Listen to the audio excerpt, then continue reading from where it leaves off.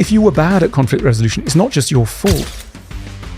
It takes us a long time to realize that other humans are not mind readers.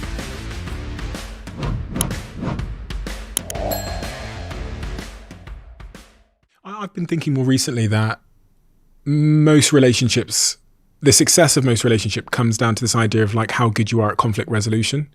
Because I've had a previous relationship where we both can take the blame per se. We were just not good at conflict resolution. And then I've had a more recent relationship where we seem to be much better, not perfect, but much better at conflict resolution. And it makes all the difference.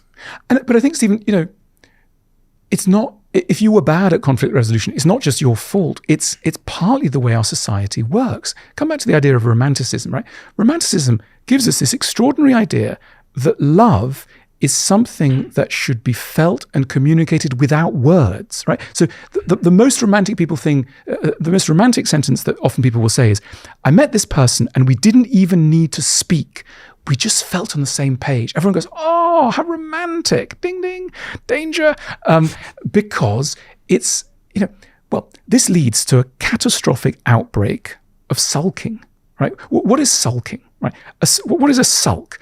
A sulk is a fascinating pattern of behavior where you get very angry with someone because they have not understood you even though you haven't said anything, they've not understood you, and you get offended because you're a romantic person, you think they can't possibly love me, because true love means understanding somebody, intuitively, wordlessly. And therefore, I'm not going to speak. And so, you're coming back from a party with your partner, and they say to you, "Is anything wrong, darling?" And you go, "Mm-mm." Of course there is, but you're not going to tell them. And then they start saying, "Come on, you can tell me what's wrong." And the sulking person goes, "No."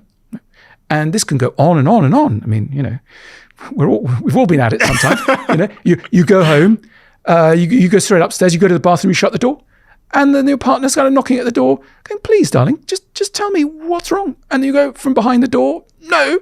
And the reason is that you're a romantic and you believe that your partner should have miraculous, almost alien capacities to look through the bathroom door into your gnarled and wounded soul to understand what the upset is. But of course they can't, because they're just human. It takes us a long time to realize that other humans are not mind readers. One of the first things we should always ask is, have I told them this? I know I'm upset, but did I tell them this?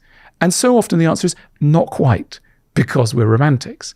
And so we have to do that really, we can accept it's really boring. We've got to use words. We've got to painfully stack up words and go, the reason that I'm getting a little tetchy is because, and you've got to explain yourself. It's not very romantic, but that is normally a sign it's a good idea.